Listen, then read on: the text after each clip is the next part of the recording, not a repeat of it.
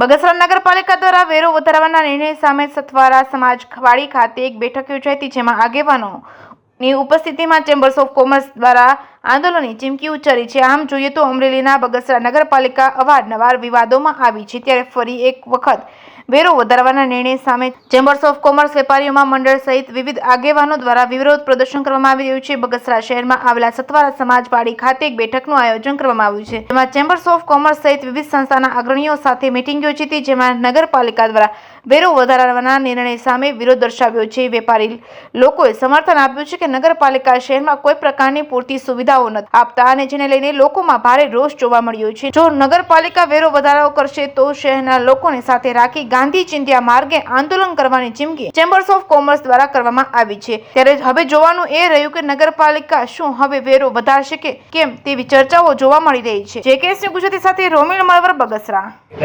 બગસરા નગરપાલિકા દ્વારા અમને વાંધાજનક અરજીઓ આપવામાં આવેલી, તે અનુસંધાને અમે પણ તેમને પત્ર લખેલો, પણ અમને એવો જવાબ આપ્યો કે 2022માં જે અખબારમાં એટલે કે છાપાના કટિંગ પ્રમાણે અમારે વેરો વધારવાનો છે, એટલે એ 4800 રૂપિયા જેવા વેરો વધારો થતો હતો, જેનો અમે વિરોધ કરવાની અમારી તારીખ નક્કી થઈ।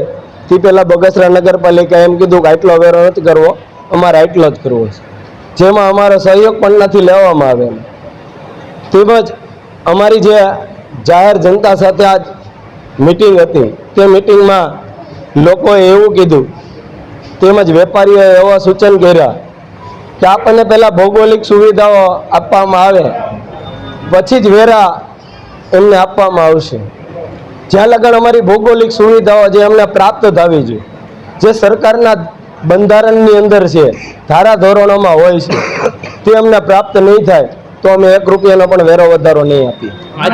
પહેલાં પણ એમને જે સરકારના 163 અધિનિયમમાં સરકારે બતાવેલું છે કે દર 3 વર્ષે પ્રાદેશિક કક્ષાએથી મંજૂરી લઈ અને 10% વધારો કરવામાં આવે છે, એ આ વર્ષે જ વધારો કરવામાં આવેલો છે।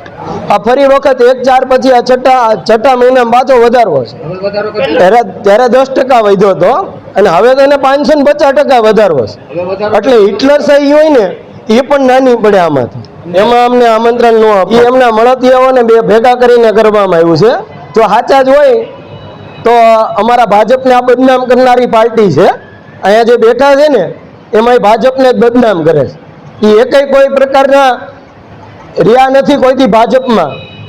ધારાસભ્યની પણ ખબર છે કે ધારાસભાની ટિકિટ વખતે એ આપમાં જઈને મતદાન કરાય એવા। હવે પછીનો એવો નિર્ણય રહેશે કે ગામને સાથે રાખી અને અમે ગાંધી ચિંધ્યા માર્ગે આંદોલન કરીશું।